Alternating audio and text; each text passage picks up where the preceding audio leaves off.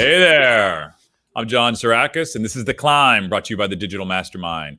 This is the show about journeys. It's the podcast where we talk to digital agencies about business, marketing, technology.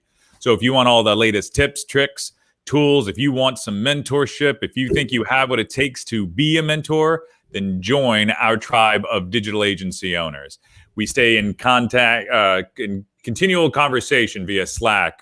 So for all your questions, concerns, we have bi-weekly meetings where we're literally engaging with one another on the latest and greatest. We have a gnarly yearly meeting, which is coming up and tickets are selling fast. That's in, of all places, Las Vegas. It'll be COVID friendly and it will be in person.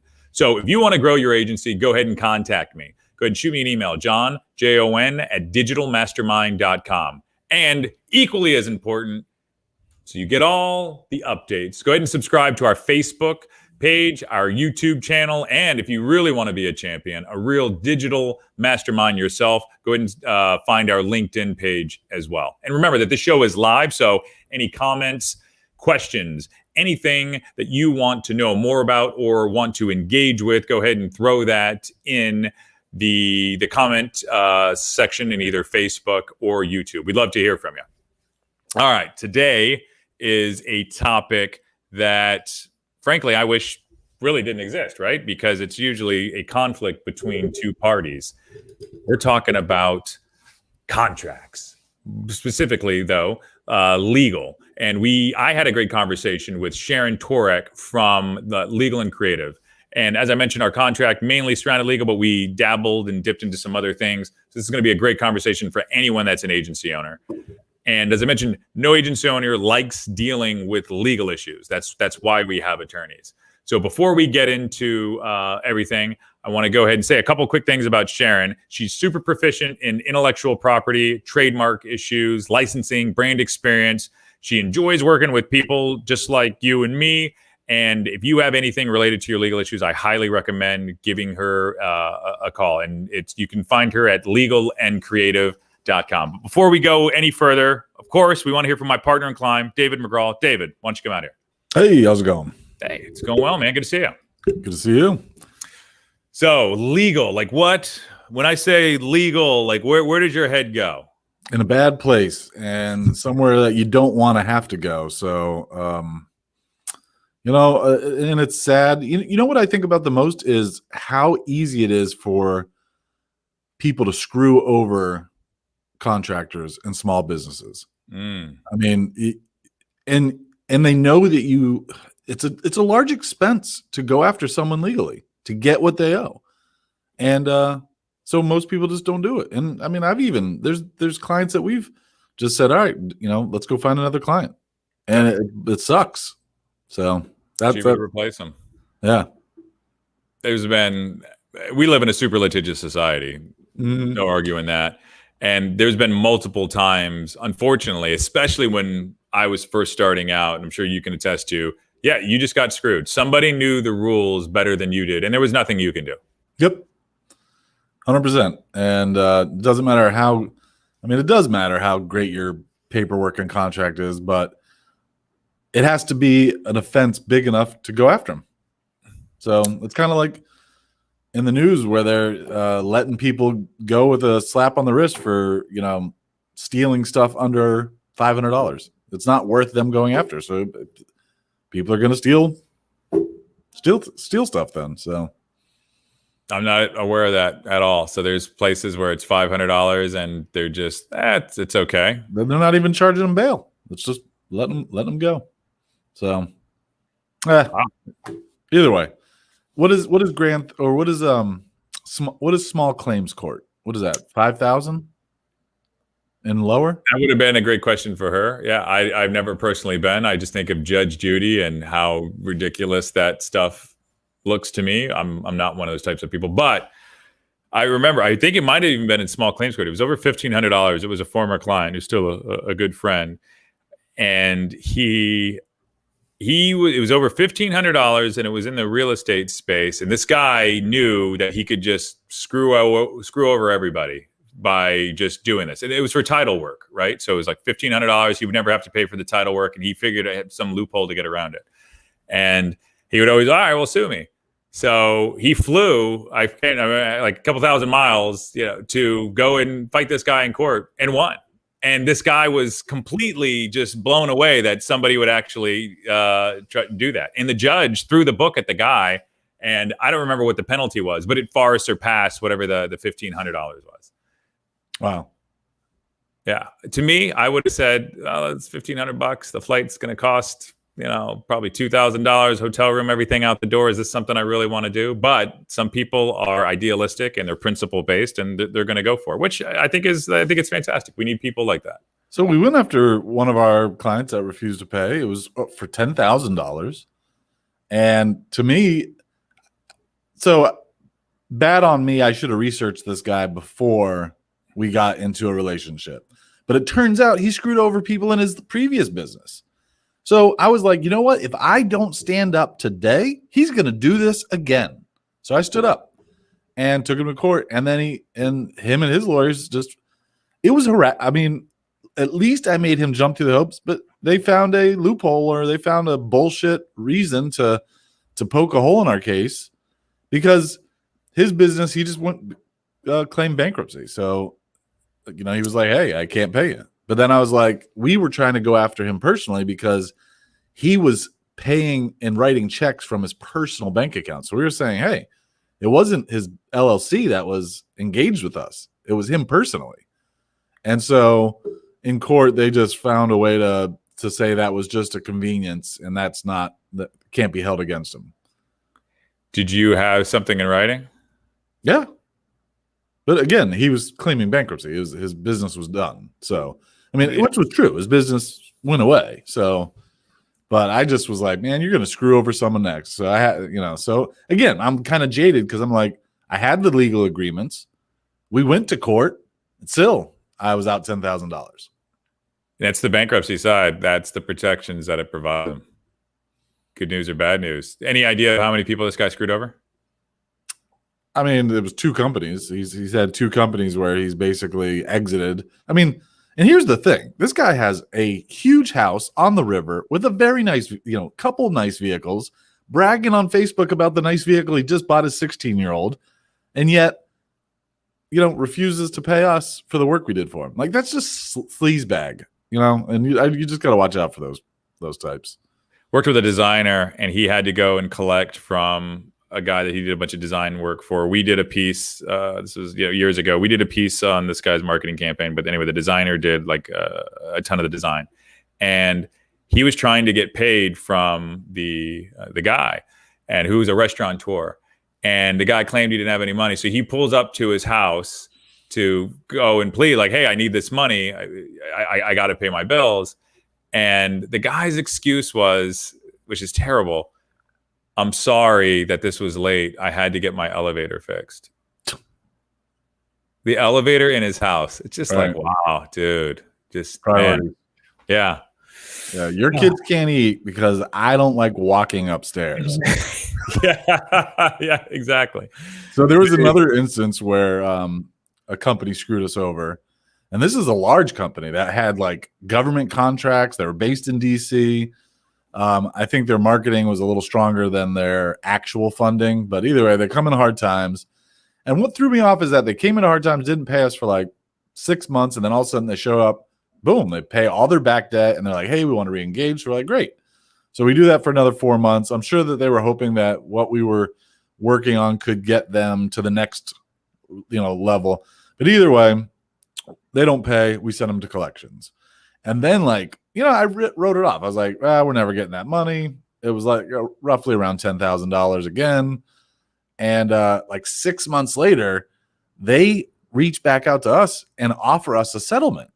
They were going through, I guess, Chapter 13 bankruptcy, and offered us $1,500 on the $13,000 they owe us. Wow. And I was like, that's a fucking slap in the face. I'm like, you're only gonna. So I said, no, absolutely not. I'm not accepting that. I would rather wait and either collect it all or get nothing. I was like, $1,500 doesn't do anything for us. It doesn't change anything about Oyova. So I was like, nah, I want to go down as a debit. What is it? A creditor?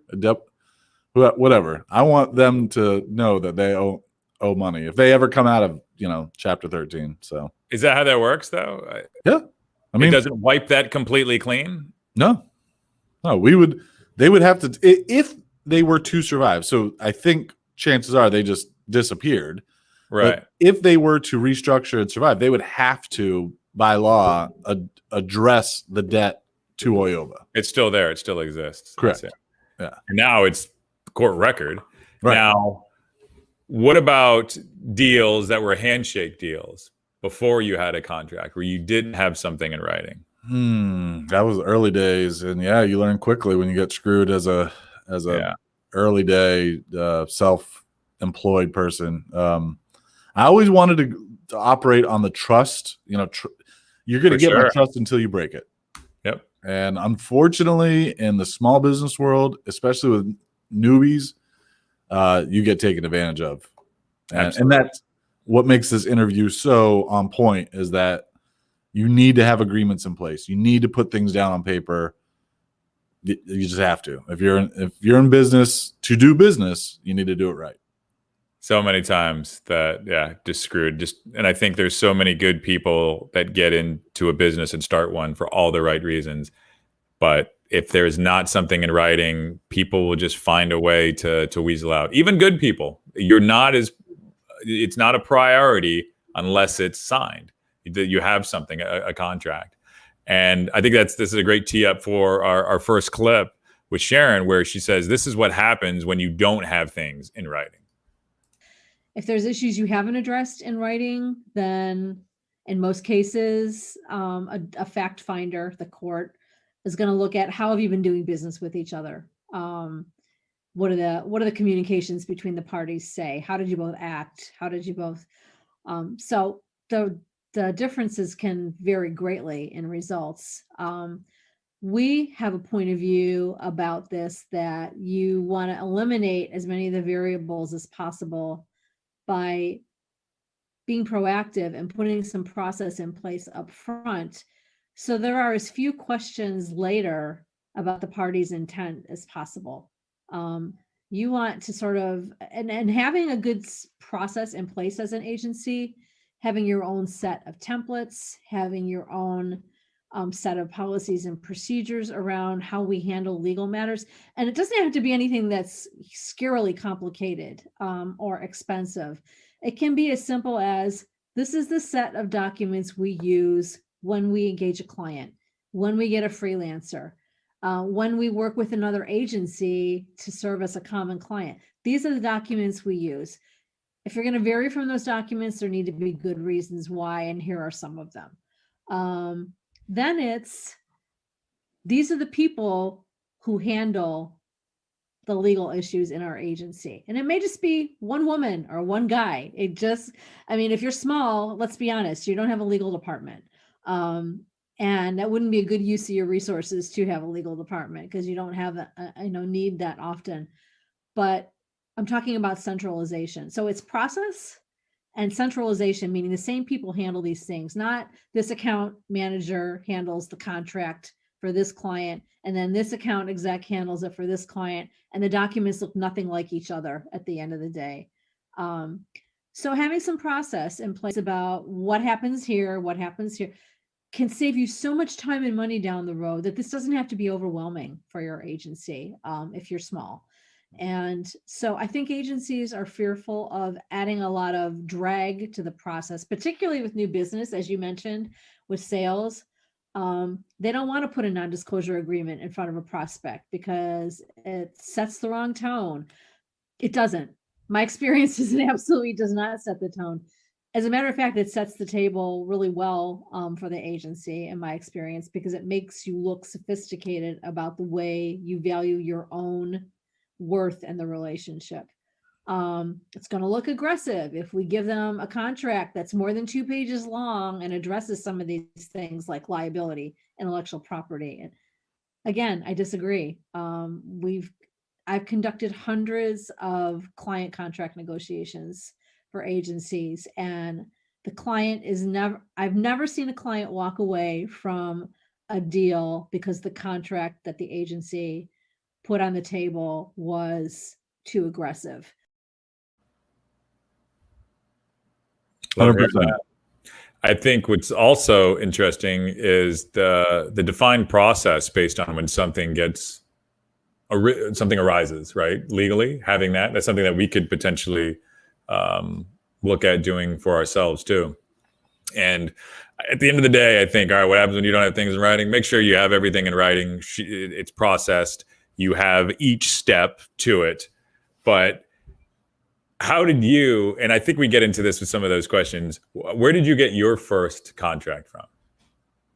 The internet, I mean, ours is not written by anyone legal anything. So I'm sure if it ever got contested, we'd probably be swimming upstream. But ours is pretty good. I've added some things to it. Ours is pretty good. Well, we finally did hire a lawyer to write our terms. Yeah. Our proposals aren't very legalese, but our terms are pretty good. Yeah. And that's just learned. Just learn slowly over time. I mean, the first base of the terms I stole from the client, one of our clients that made me sign their contract. So I just used their terms for me. Yeah, I've seen some, man, that are just insane. And I get into that with her. I don't want to, jump too far ahead. That are just, it's insane how long and how small the fine print is. But I think, right. So we're process people, right? Whether it's a system, a principle, or a process. And I think this is perfect for this next clip. All right. So from the beginning of the sales process, which he talks about, right, to getting the client onboarded, what does that look like? And this is what Sharon says. It depends upon the way you came about the opportunity as an agency. If, for example, you are responding to an RFP or an RFQ, then it's really about the documents that you submit in response to that request and what language you include in them regarding confidentiality, regarding intellectual property ownership. If you're pitching, it's probably going to look like an NDA first. And, you explain to the client, this is a mutually protective document. We're not storming in here as an agency only interested in protecting our stuff. This is to protect you, the client, too. And a lot of times clients require the NDA anyhow before you get started having the new business conversation. That's cool. Sign that one if you want to. Just make sure it's mutual. Just make sure it's protecting the agency's IP and ideation just as much as it's protecting the client's information. So I have no issue with you signing the client's version of that document as long as it's mutual. So it probably looks like that in a pitch situation. If you are, let's see, what other ways are there that you might come in front of a business opportunity? You're responding to a quote. Oh, a proposal. You're writing a proposal to seek an opportunity or because you've been asked to. Again, it comes down to what language do you include in that document regarding the ideation you're going to put in there. If you're writing a really detailed, which I would caution you to think twice about doing, if you're writing a detailed strategic proposal, ask yourself whether you're giving away a little bit too much in the proposal document, first of all. But if you're putting some strategy in there, you put the disclaimers and the ownership language in there in a friendly, non-confrontational way, along with your statement of understanding that this is the property of the agency until the clients agree, until the parties agree otherwise. So really just depends how you start the conversation, what documents and tools you might need. I like the NDA first. That's not something that I've done. I know I've signed a ton of NDAs, and I'm sure you have too, Dave, that are absolutely countless. But the one thing that I really like about it is it's an old sales tactic that I learned early on, where you get the client or prospect used to signing things, right? So they're used to signing things, and you got to think when you're at the dealership, you're signing all those things, right? So that's one. I think that's a real positive benefit that I'm gonna give it a try. I'm gonna modify the process and do a little A/B test and see what happens. Yeah, I mean, I instantly thought when I listened to this clip about our previous guest, where she was like, "Put your strategy right in the doc, the proposal," and then she's like, "No, you're giving away too." I kind of side with Heard. I mean, you don't want to give away everything, because I've had clients take our proposed playbook and just run with it without us. So we just gave them the plan. And I think it's two different types of business, right? One is an RFP. That's what Robin was speaking to. And I think in Sharon's instance, which is, I think it's a great point to clarify on, which I'm going to give a little plug for her podcast. She's got a podcast, and I'm going to be on there, I think, in a couple of weeks, which I'll let everybody know. But I think that's a good point of clarification. Yeah. What do you do in the RFP process based on your legal scenario? Like, do you say, hey, I got to get this NDA signed? Like, what does that look like? The other thing is, yeah, I mean, the detailed proposal. Like, yeah, that's another note that I have here. How detailed, and then also you have the IP protections. You know, and if in the RFP process, I guess you could have the NDA, because if they use any of your created concepts that you have, they'd be legally bound, and there's a ton of evidence there. So that I love. That we need to start adding. Then again, we then have to create a process to check up on all our non-one proposals to make sure they're not using our ideas. Yeah. So, tough. Yeah, it is tough, because then you're thinking it's like going down rejection road, right? So, right. It's the same idea of don't try to go after somebody for non-payment, because your energy is better used getting a new, better client. Right. Like if you're aligning your business to constantly protect against the negative, all you're going to do is find negative, right? Totally. I completely agree. Like, positive energy feeds positive energy, negative energy feeds negative energy. And yeah. So we're all suckers. Some bigger than others. Yeah. All right. So she mentioned some agreements, especially, and there's another thing I want to give a plug, is the full interview. When you get a chance, check out the full interview. It's definitely rewarding. We got a ton of there's full interviews with everybody that we speak with. So there are a few documents in this system that Sharon recommends. There's the NDA, there's the Master Services Agreement, and then there are like individual agreements, right? Depending on specific things. So I asked her, all right, well, what are these for? And this is what she says. So let's say you've secured a piece of business. So you've signed the MSA after you've negotiated that. Hey, we need a specialist on, influencer marketing. So we don't want to staff up for this position full time. We're going to engage these two contractors. So it is a matter of making sure that you have a solid independent contractor agreement in place, which is going to give you ownership of the rights and the work that those contractors create for you. It should also address issues like non-solicitation. You want to make sure that if you're exposing a contractor to the agency's client, that you're not giving them the ability to connect to work directly and exclude the agency from that opportunity. So non-solicitation language is appropriate. And also confidentiality, sort of the things you might expect of a vendor that you were hiring. That's the next stage in the process. And typically that combination of documents and processes is going to be productive in just about all situations. There are runoffs here and there.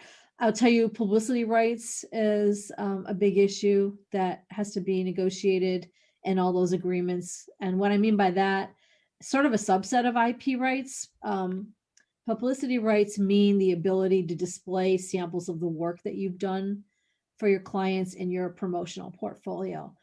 So the way that might emerge with an agency is the agency wants to put a case study, for example, on its website regarding some of the work that it's done. You need to make sure you have the right to do that because at that point, the client owns the work, right? Because you've been paid, conceivably. So you need to either, depending on what your contract says, you either need to ask them for permission, or if you've been fortunate, we try to negotiate these rights up front, that you've got publicity rights for promotional purposes. But if you haven't, you've got to ask them, or they may just have some enterprises just have a prohibition on your ability to do that. So you need to carry that through with your independent contractors. You don't want an independent contractor putting samples of work they did for your agency's client in their capabilities portfolio, because it might put you in breach as an agency of your contract.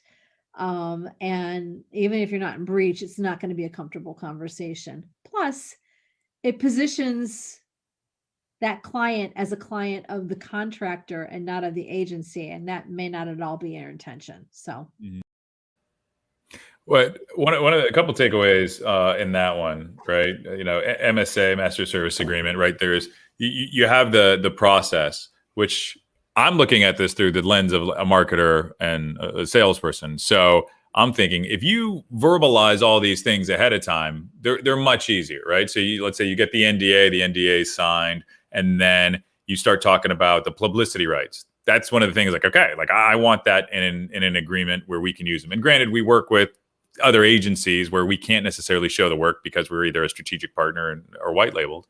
Right. But I think those are things that can be talked through that formalize it, and then through the contract that those pieces are added.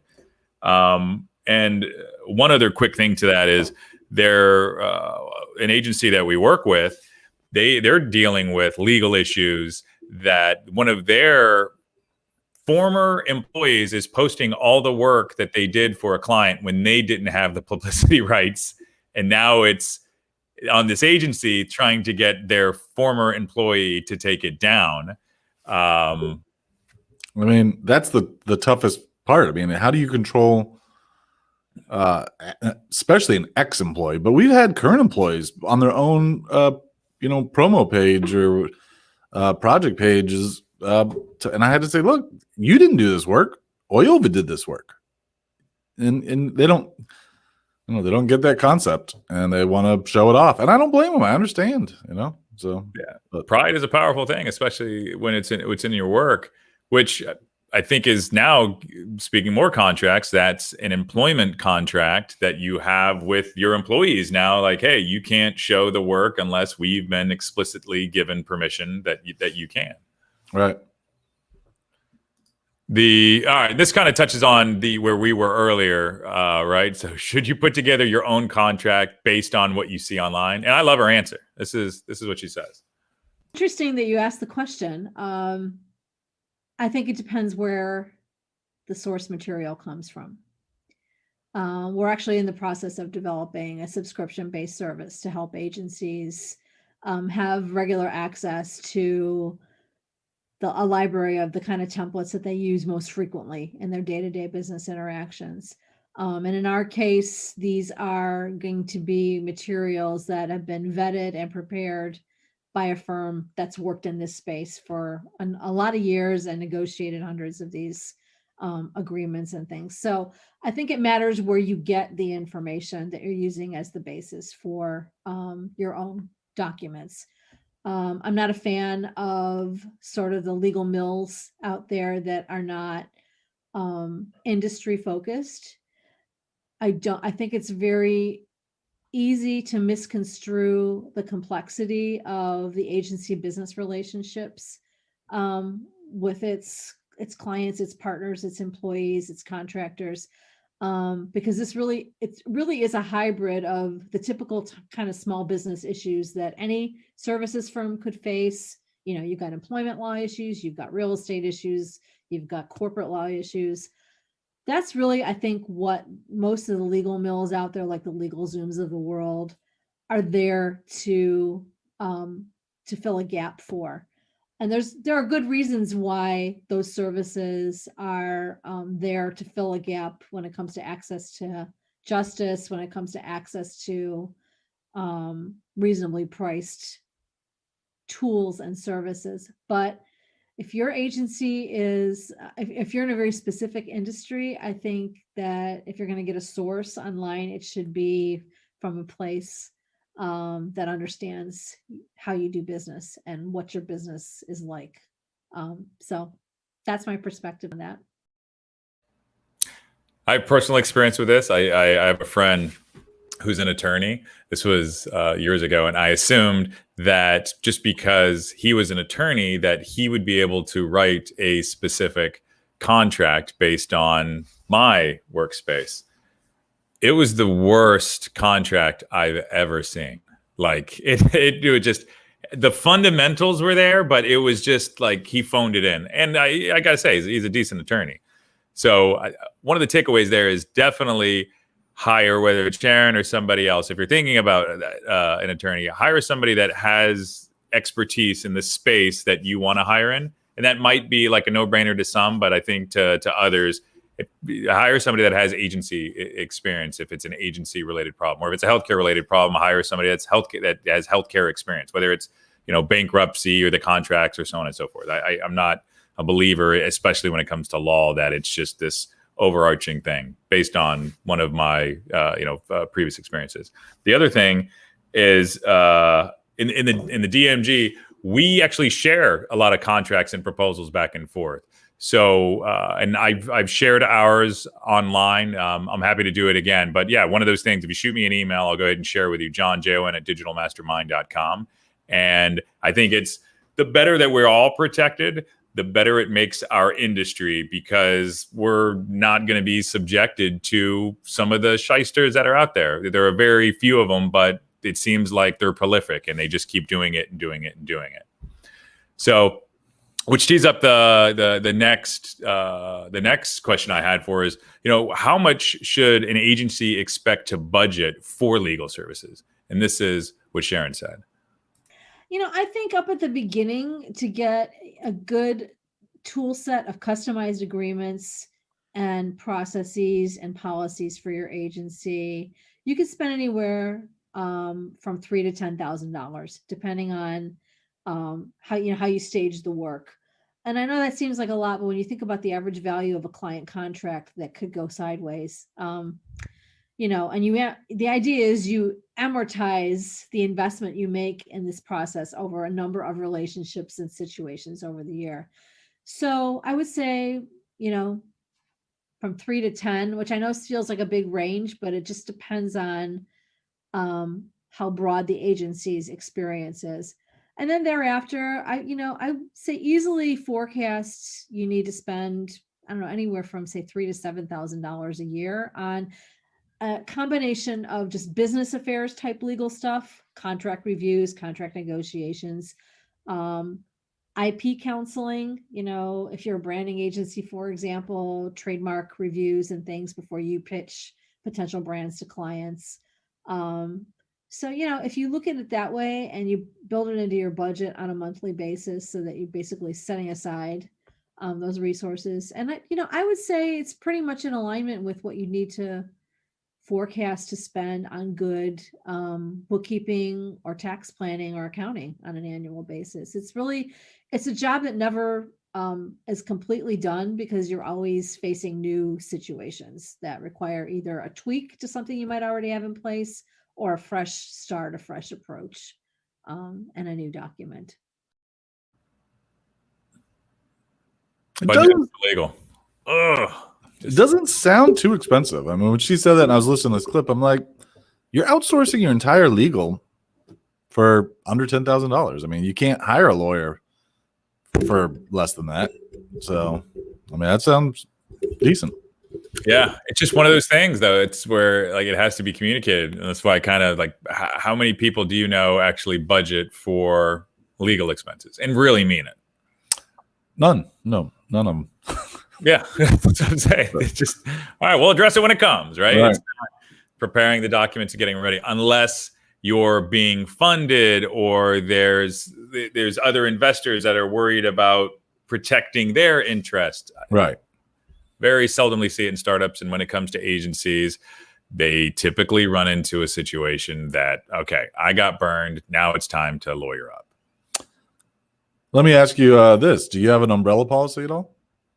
Do I have an umbrella policy for myself personally? Yeah. No. I do. And I don't know, maybe it's not just agency owners, but I have a rental property. I have this business. We own Jobs and Sports together.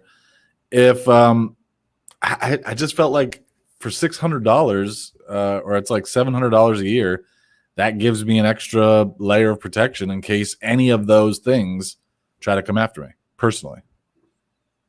So So, well, I think the biggest risk there would probably, granted, anybody can come after you personally, right? So, Right. what does the umbrella policy cover? Sounds like we need to have somebody that understands agency insurance. I mean, this is a good tee up for another show. I believe the best, it's like $2 million of cover. So if somebody sues me for $1 million, I don't have to pay. Okay. And they win. Then this insurance company pays it. Got it. So anything under $1 million? $2 million. I think the coverage is for $2 million. Okay. Anything up to $2 million, they're covered. All right. Cool. Yeah. I think it's a good idea. No. I don't have, insurance is another one of those things. Like, yeah, we had a client that they promoted that they had insurance, and people would go around looking for a specific policy limit, and people would go around looking for that, and that's where they would do false claims to get paid, kind of like fake car accidents were all the rage. Right. Okay. So one of our favorite listeners to the show just wrote in.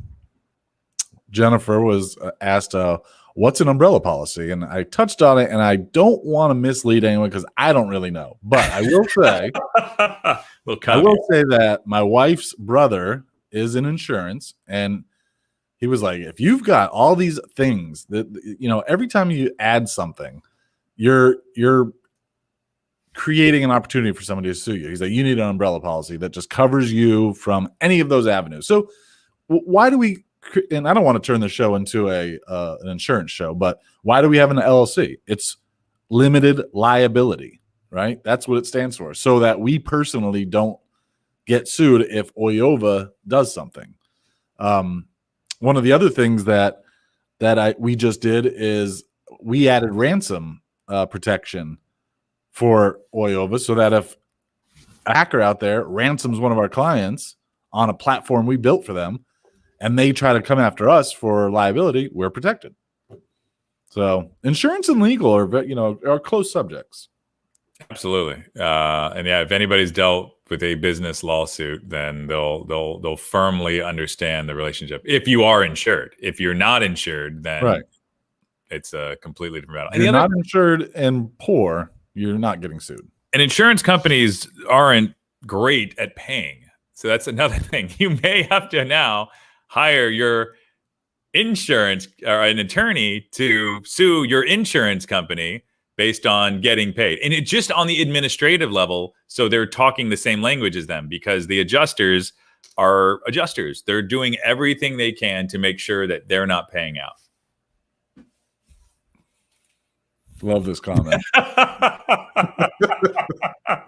Come at me, bro. Yeah, it's great. Yeah. All right. So this kind of touches on that, right? So everybody in their email signatures at one point back in the day, I think it was probably the early 2000s, had this little bar of like a disclaimer under them. I wanted to ask an attorney what their opinion is on this, and this is what Sharon said. I'm going to be the lawyer here and say it depends. I think if you are an agency that works with clients in a highly regulated industry, healthcare, financial services, banking, you want to mirror the way they communicate with the outside world. And so it's probably in your best interest to be a little bit more verbal in your disclaimers. Otherwise, if you're doing the right things about privacy, if you're handling information in a compliant manner, then there's no technical requirements about what your confidentiality notice looks like. So, we're seeing fewer and fewer of them, frankly, these days. But I still say, match your approach to the approach of your client industry. I think because we do work with some companies that are highly regulated, I'm going to go ahead and keep it in the signature. I've seen them that are like this long. And what I'm talking about is in your email signature, the little disclaimer blocks, keep it or leave it. That's all that was. So one of our ex-clients is now moved into investment banking, which is financial services. And he was telling me he used to be in investment in financial services 30 years ago. And because of Sarbanes-Oxley and other the Dodd-Frank regulation, he is not allowed to text message any prospective client because text messages are not archived. And because of these financial regulations, these companies must maintain an archive of their every email for something like 10 years. And really? yeah. Past the normal statute of limitations, the 7, it's 10.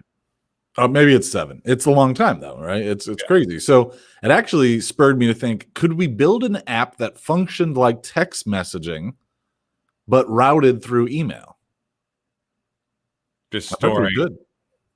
Well, you're just essentially storing all of the text messages, is what Correct. you're saying. Yeah.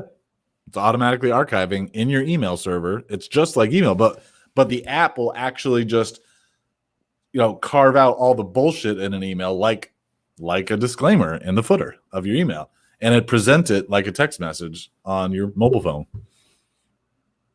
Then I love the idea. I know we've dealt with financial institutions where there's 2 lines of business. I can't remember. There's like the retirement and tax, or the side, or the investing side, and then there's like the banking side. And the websites they have to have 2 different websites because the regulations are completely split, and just all the things that are surrounding it. I'm not a fan of regulations and things, but I get it. They're there for a reason. So, which I kind of tease up. All right. So, have you ever been hit with a cease and desist or a collection letter or collection email based on any type of video or image or anything that you've used on a website?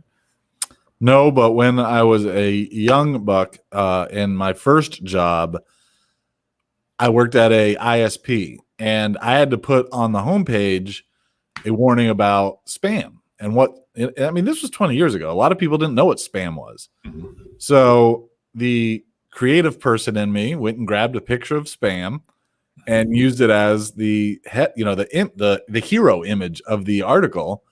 And the company I worked for, like a week later, got a cease and desist from, I think Hormel owns spam, or telling them to get spam off of the picture of spam, because they were protecting their brand, and they were pissed that we were like putting a negative connotation on spam, which personally I love spam. It's delicious. So really, in the morning, fried spam. Are you Hawaiian?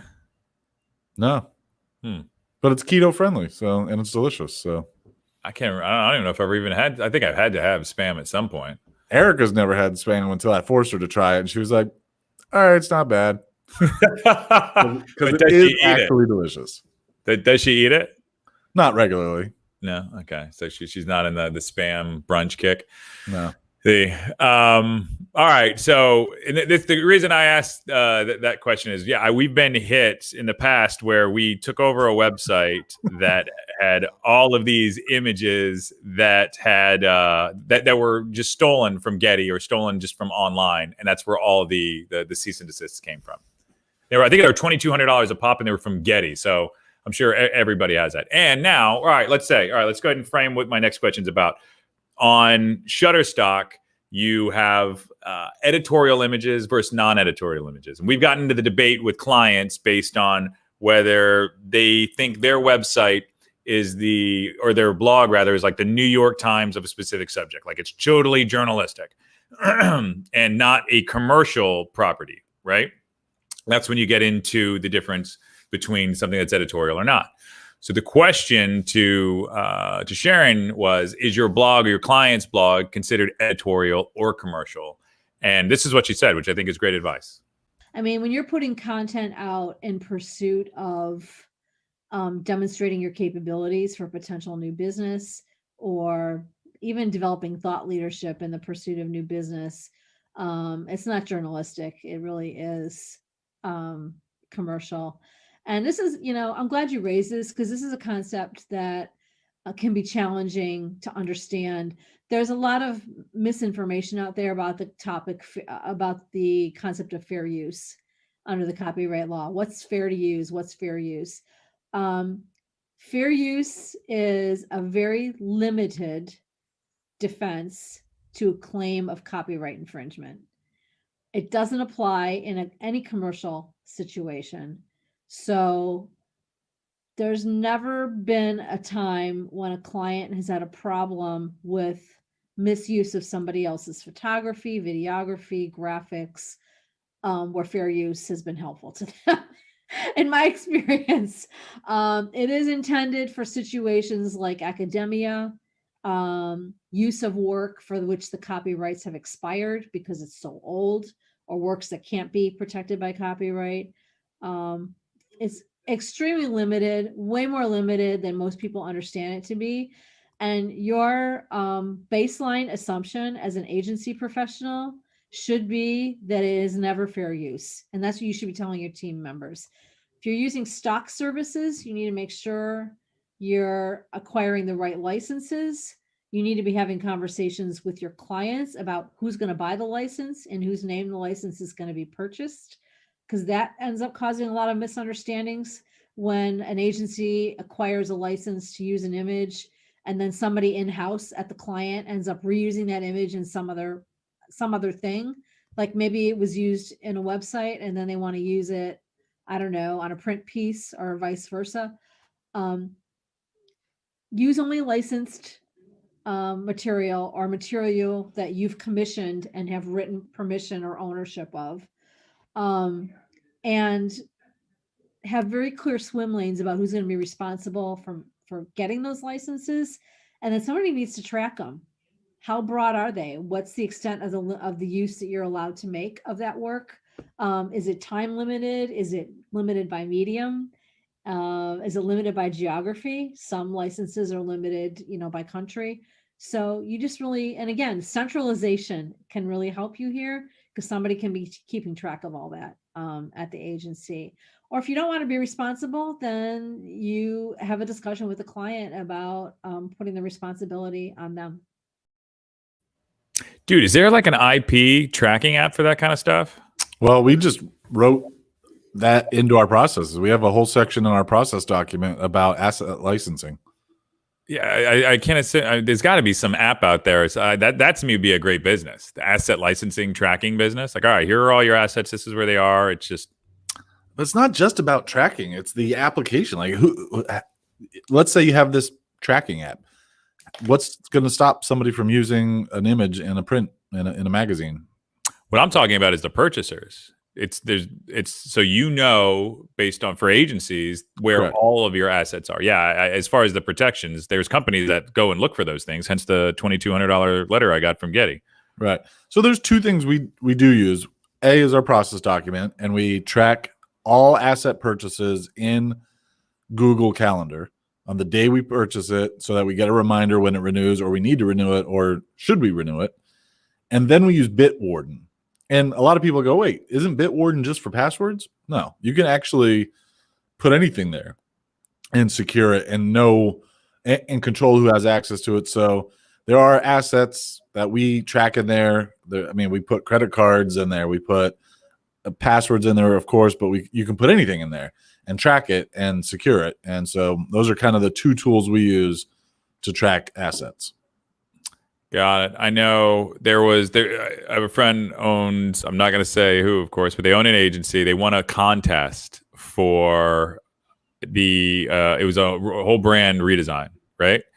And one of the other people was so sure that they were going to win that they went and found some of the elements that they used in this brand and were creating like flyers and were printing them around town and creating email campaigns, essentially defaming the person, saying they stole this creative element that's a big part of this brand, to the point that my friend that won had to go and track down those elements and then pay those people, because there were elements that anybody would have used, but because they were IP to some extent from these people, and the entire purse that he won for the brand was essentially lost because he had to then go ahead and pay off all these people. Yeah. Wow. So yeah, the assets are super important, knowing where they come from. We had an art director that we were creating a beer brand, and he took an image from a 1950s pinup that couldn't be used. Nobody could track down the original photographer. He died. And then whatever the company was that owned the IP of it was no longer in business. and it was just one of those weird limbo zones that nobody wanted to. Nobody could guarantee it from an insurance or a legal perspective, and we looked like assholes. Like, it was really bad. Right. Oh, you just, I mean, the step I would have took was just hire an artist to say, this is the look, just basically recreate it, but change it a little. Yeah, and that's not gonna fly. That's what it gets you in more trouble, right? Because then they're like, look, you literally, and then there's some percentage that it has to be different. I don't know what that is. Right. That's another great question, but that's where it gets into that really weird zone. I think the best pursuit is like, all right, how do we just get permission? And the image, you couldn't use another image. It was too good. That's why, these platforms out there that you can license image, because images are the easiest. Look, I grew up in the internet world where we copied and stole everything. Like when I was 15 years old, I mean, I right-clicked view source and copied code like it was going out of style to put it on my websites, and stealing images and stealing. I mean, it was just all over the place. So that's how I learned. And then now getting into doing this stuff professionally with our agency, I mean, you have to have the right licensing or you're going to get dinged. So that's why it's just great. We have subscriptions. I think we have Adobe, and what's the other one that we use? Shutterstock. And I mean, these platforms now have everything. Not only do they have imagery, they have videos, and they also have video effects. You can license a video effect. Yeah. It's crazy. Yeah, the whole crowdsourcing world. Yep. And Napster. I love that. Good plug, Jennifer. Yeah, they didn't last too long. No. All right. So when it comes to contracts, I look at this through a sales perspective, right? There's a specific length. Length matters in a contract to me, right? But what does a healthy master services agreement, right, look like to an attorney like Sharon? This is what she said about that. How long should it be? Hard question to answer. It really is a function of how you put your deals together. I mean, I like a modular approach to master service agreements wherein, and really there's, in my mind, two fundamental ways to document the agency-client relationship. For those longer term, larger dollar, ongoing relationships between the parties, you want a master service agreement that sort of governs overall the legal way you're going to operate with each other. And then for each project you do with the client, you want a statement of work that incorporates the master services agreement, right?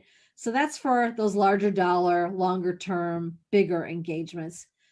If you're an agency that also does quick pop, low dollar projects, projects that don't take as long to do, then it's a good practice to perhaps use an estimate or a proposal and incorporate your standard legal terms and conditions right into that document in a shorter form. You're assuming a lot less risk. The money involved is a lot more nominal, and the parties are usually quicker to want to get past the contracting discussions. So with that sort of overall context, you asked about ideal length. I don't have an answer about ideal length, and I'm going to be candid. React well when agency owners are super fixed on how long their contracts are. I don't want it any longer than X pages. It should be as long as it needs to be or as short as it needs to be to cover everything that needs to protect the agency. I'm that guy she was talking about. I like her answer. I love her answer. It's as long as it needs to be. That's perfect. Yep. Yeah. Steve Jobs was famous for, he would never sign an agreement that was longer than 10 pages. And the irony of that is if you total up the number of pages the disclaimers read when you're selecting their apps, I think it's like 60 pages in most cases.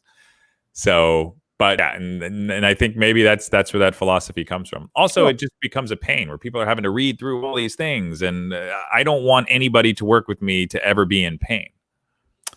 So I have two thoughts on this topic, and that's why. All right, so I am not comfortable or happy that the direction of everything in society is a service now.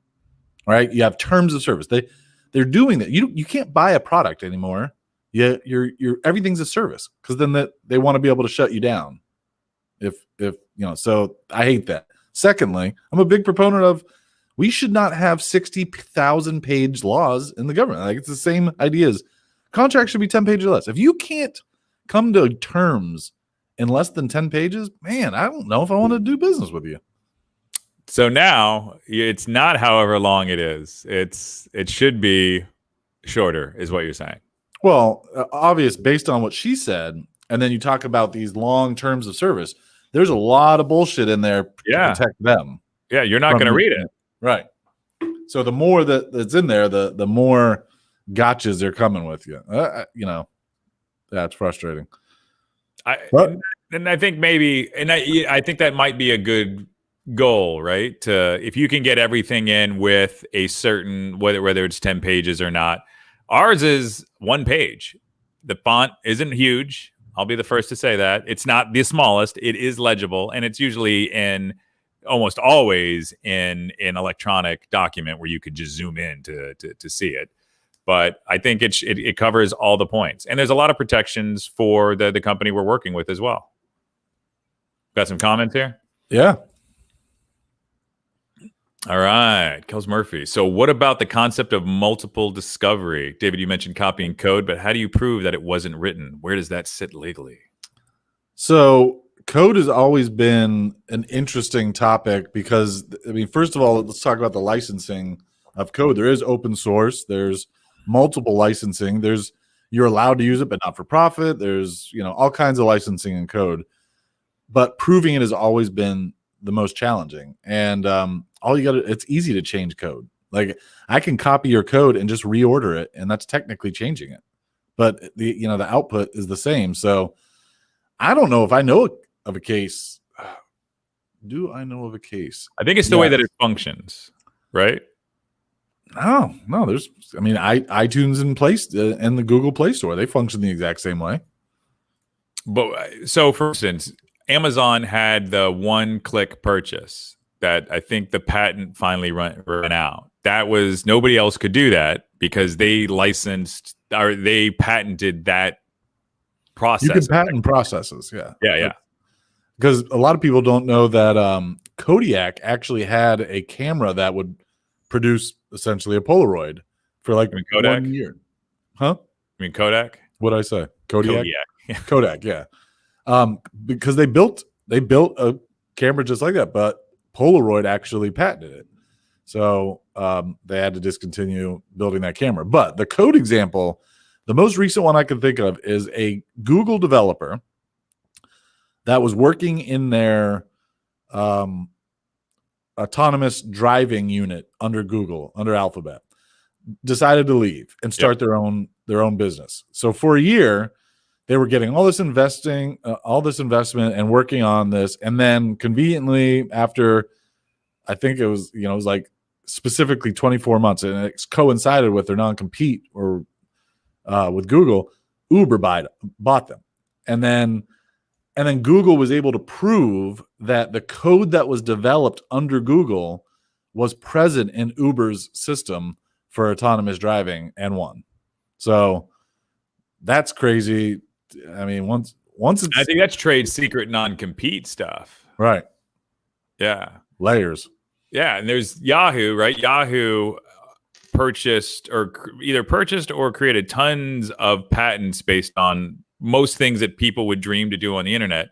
So usually when there's a company rolling out, right before their IPO, they get hit with all these lawsuits from Yahoo, and you just have to pay them off. It's part of their business model. Have you ever actually read through patents? Some. It's been a while. When it was on the SEO side, that was something that we looked at a lot.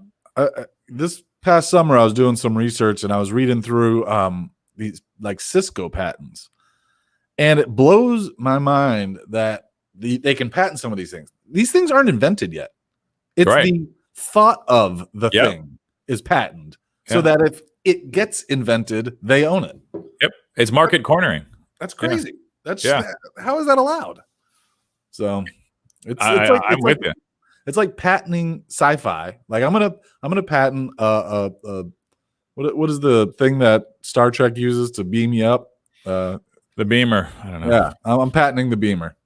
So when that gets invented, David McGraw the 18th will be famous. Patents only last so long, though. I'm pretty sure you can renew them. The Amazon's ran out, so I think it might only be like 20 years. Like prescription patents only last so long, and that's why they come out with generics. That's different because the argument there is they say that all drugs are natural occurring substances. How can you patent that? So they kind of compromised and said, all right, for 5 years you get a patent, and then anyone can create that generic. That's like patenting a hamburger. You can't do that. I mean, well, that's generic. So, yeah. All right. So let's get into the next one. Can't patent a burger. Oh yeah. What about the Impossible Burger? Yeah. How about that? I mean, I guess there's specific process. I don't know. I don't think so. I don't know. I got a feeling. All right. So how do you use your master service agreement in a modular way to close deals? This was our next question for Sharon. This is what she said. I think if you're in the position to be the first to push your document across the table, you should use your full standard master services agreement that you use as your baseline or your template for every deal that you do. And then you have to wait and see, of course, how the client reacts to it. And then you'll end up with something either a little shorter or a little longer. Understand, if you're going to sign the client's agreement, you need to do about 2.5x the length of a standard master services agreement. If you're going to get the enterprises version of the document and send it, it's not going to be 10 pages long. It's going to be 15 plus exhibit plus exhibit plus. So, don't think you're going to get to a faster result necessarily by just saying, we'll just sign their document. It's faster and they're not going to agree to ours anyway. First, that's not necessarily true. And second, you need to know what your standard agreement says so that you know what you should be pushing back on if you're going to sign the client's agreement. So, I get it. Nobody wants to waste time, money, or energy on this part of the business. It's not fun and it can be painful in some circumstances. It's much less fun and more painful to gloss through it or do a bad job at it. I promise you. And I think this tees up the next one, which is what to do when a deal is getting stalled in contracting, which I've run into, unfortunately, too many times. This is some great advice. I guess a few playbook suggestions about how to handle the conversation. First, I would say it depends upon who you're negotiating with at the enterprise. Usually it's not your direct marketing counterpart. Typically, by the time you've got the MSA in hand and you're trying to bat it back and forth, you're either dealing with procurement or you're dealing directly with legal.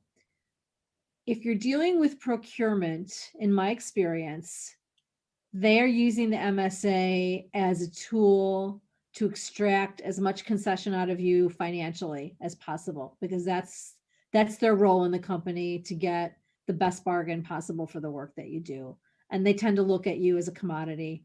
And they're not only negotiating with you, but lots of other service providers. Some enterprises have procurement people who just work with agencies. If you're lucky enough to be working with them, at least they understand how your business works a little bit. But this procurement, it's about money in my experience, and financial terms and payment terms. If it's with legal, they are tending to be more focused upon liability, IP ownership, the truly legal consequences of you all working together and the work that you create. And they are, these days also particularly focused on data privacy compliance. They would love the agency to assume just every single legal obligation associated with that, which is impractical.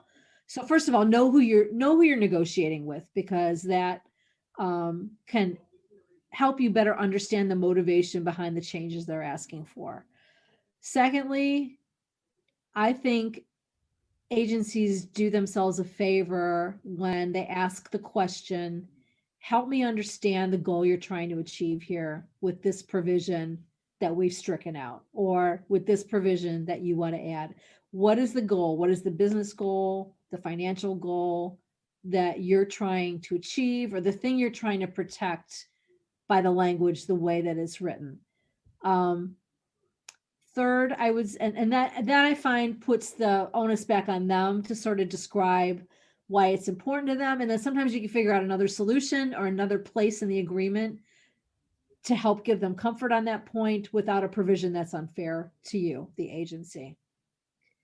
I would say next, involve as much as you can your marketing counterpart at the client, because they're going to be the best thing you have, the closest thing you have internally to an advocate. And we have done much better, I think, or I should say negotiations have gone more quickly and felt less painful for our clients, our agency clients, when their marketing counterpart has actually sat in on the conversation. They're not going to want to do it because it's not part of their job technically, and they hate legal stuff.